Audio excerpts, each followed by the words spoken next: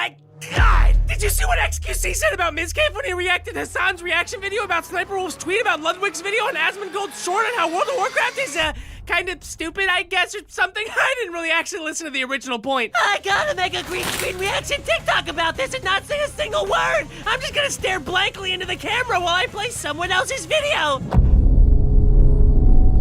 Hey guys, welcome back to Scrolling Reddit, and today we're gonna scroll Reddit and look at things other people made. Let's just jump into it. Did you see the new drama? You gotta watch this new TikTok reaction. Oh my God, spill the tea! I got a tweet about this. Shut up! Shut up! Oh my God! Oh, I can feel my brains leaking out of my ears. Oh, quick, someone turn on Townsend's! Today we're gonna make George Washington some fried chicken. Oh my God, I can feel it healing me.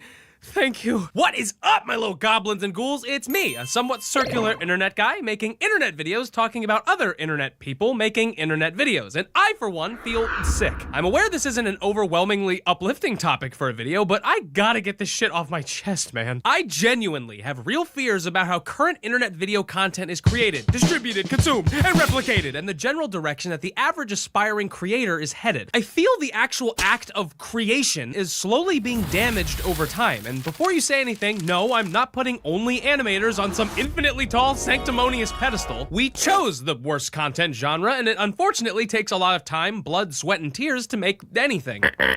Mostly the tears part. The desire to become an influencer, Sorry, I just thought of that term. has never been more colossal, and the routes in which individuals will take to achieve that has never been more accessible. And with that, you'd think the quality of the content would skyrocket with the heightened output, but I think we've seen quite literally the exact opposite. But do not get it twisted. There are absolutely outstandingly talented creators popping up on every corner of the internet at all moments of every day within every genre. I'm not some jaded old man pissing up at the clouds and wondering why it's raining. Ah, curse you, weatherman! But the platforms people make content on, especially TikTok, and we'll get to that, are often predatory at best and extremely damaging at worst. And these problems are inflated even more when we realize how content gets recommended and in front of your eyes to begin with. Let's start with vertical content as a medium. Vertical videos are now the single most consumed form of digital entertainment in the world by a long shot. It has completely cannibalized almost every single form of digital content entirely and has now landed as the main form of content you're probably going to see on a day-to-day basis. Vertical short-form content as a medium was designed to function like a bag of chips, extremely easy to consume with one hand, no thought is really put into ingesting them, and you'll often find yourself eating way too many and probably feeling bad by the end of it. Vertical videos obviously cater to your scrolling thumb.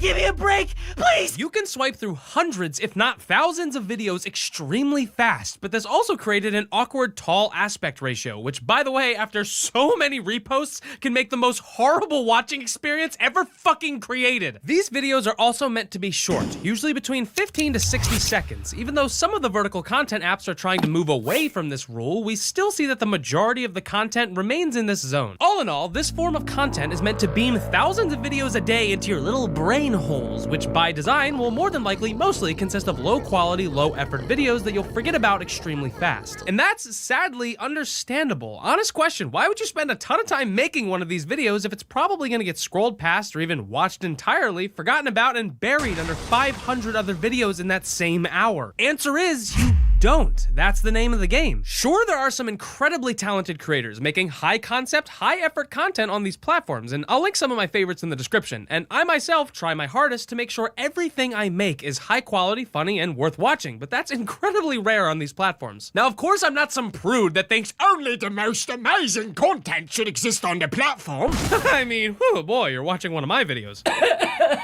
I know, buddy, I know, let it out. But what this effect does is shoehorns users into making as much content as humanly possible, but there's only a few ways you can reliably do that, the most popular one being theft. Funny sound bit or joke someone else made? Use it! Someone else's funny video? Put yourself in front of it. A popular bit or trend? Steal it one for one. Freeboot entire videos and react to freebooted videos. Yoink an entire audio clip you didn't make, add a text-to-speech voice and some fucking GTA 5 gameplay or Subway Surfers, and rot your viewer's brain until they become a pile of sludge. Stop right there, Circle. We're the argument police. Argument police. And your argument content is stupid. Are you honestly saying that this sort of behavior hasn't always been apparent in the content space? Hey, officers. Take the wife somewhere nice, okay, Ted? We've all had our differences, right? But we can all fucking agree that this is bullshit, right? What is that? This is Instagram Reels recommending, encouraging, and auto-generating a video for me using someone else's video formula and slapping on an audio I didn't make to post and call my own. Jesus Christ. And I want your badge number, rookie. I've never seen your face before. Where's Georgie, huh? You know, his old partner? Don't you bring up Georgie. You know what happened. I can speak about him as much as I'd like. You know damn well I loved him too. Theft, stolen ideas, freebooting, unoriginal material, and everything in between has existed since dinosaurs were objectively the best subclass to spec into as a child. But I want to play with trucks. We are learning about the plesiosaurus. But never has video manipulation and theft been as encouraged and easy to access as it is now. Oh, that joke you saw was funny? Click this little button, steal the entire thing, and do it yourself. Often you'll get more views than the original. And even if you use the unconventional classic forms of theft, it's still completely encouraged because they don't combat it whatsoever, and flagging stolen videos literally does nothing at all. Me and my friends have tried on hundreds of different occasions to stop this blatant stealing and identity theft, and TikTok refuses to do fucking anything. I mean, look at this bullshit. Fuck! Do you know how many times I've had comments on my videos asking me where the original audio came from? Me! It came from me! It came from my lungs and my heart! Almost every app has multiple features specifically designed for streamlined theft, reposts, remakes, and freeboots. TikTok obviously being the absolute worst offender here. It's easy to access, it's shoved in your face, it's put into targeted ads, and it continues to push the idea that anyone can become rich and famous through just a few simple taps. Take it from someone that makes videos for a living, including mostly really short ones. This mindset that anything and everything is free game, stealable, reactable, and that you should do all of these things, and if you do it over and over again, you'll become a super famous content creator, is straight up predatory, especially on these apps where there are so many impressionable Play-Doh-brained children.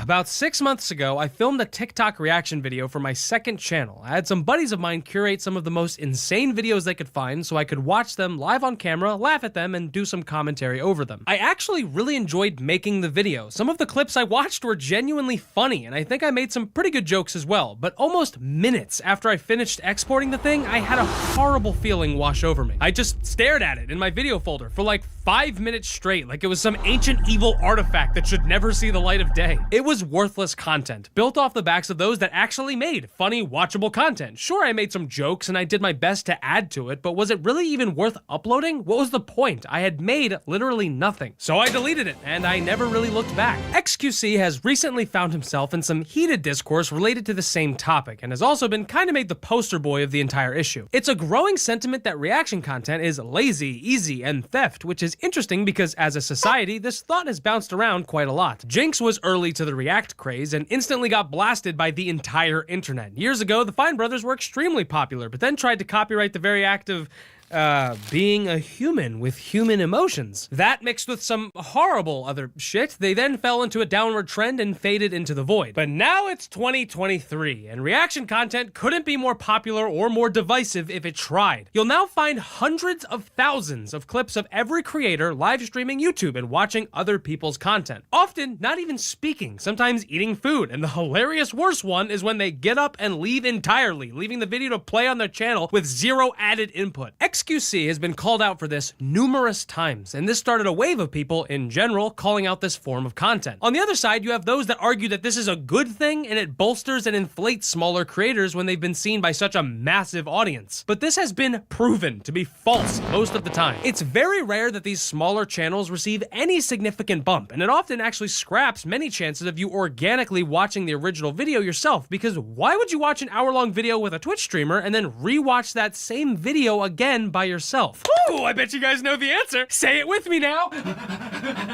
You won't! don't! Now, of course, XQC isn't the problem. No single person is the issue. It's a multi-headed hydra. Sniper Wolf probably being the biggest and most fucking annoying head of them all. Her content is genuinely the most deplorable, shameful, most embarrassingly vile, blatant theft on YouTube. She will fully steal popular videos, crop out the watermark, not give credit, and then often steal the top comments from that video and call it her joke. She hit it with a Hadouken. The powers of my theft are infinite! It's gotten so bad that Jax Films has created a parody channel where he does Sniper Wolf bingo streams and predicts what she'll say because her disgusting theft content is so formulaic and predictable. This is Sofo Antonio shit on steroids, people! Come on! Why have we fallen so low? Data breaches, extremely predatory algorithms, hashtags and trends that prey on negative emotions, attention span killing frameworks, and some of the worst misinformation and the NPC fetish trend put aside for a moment, TikTok and many of its wannabe clones has permanently changed the landscape of content creation. But let's slow it down, let's take it back a few steps and throw it back as well. There are some benefits to this new system though. It's easier to enter the world of content creation and people are no longer gatekept behind editing softwares or expensive equipment. Sometimes hilarious and impressive collaborations spawn from these stitched together videos. And many commentary channels, old and new, actually make transformative content that highlights and plays well off of this increased output of content. They strive to actually add more value to the original source, not just rip it off for easy content. And I've absolutely seen users take pre-existing audio clips and modify or enhance the joke, making it even better. And to be honest, I myself enjoy a lot of stuff on my feed. I'm constantly sending the most insane and bizarre clips I can find to my friends, sometimes crying from laughter or cringing at the dumbest shit. Oh my god. I actually think we've seen a sort of renaissance when it comes to old 2008 style videos that you'd find on YouTube back in the day. Now that everyone has a camera in their pockets, it was inevitable that we'd see an influx of horrible content, but we've also gained an increase of hilariously raw, insane clips. I mean, where else could I find this? Take this!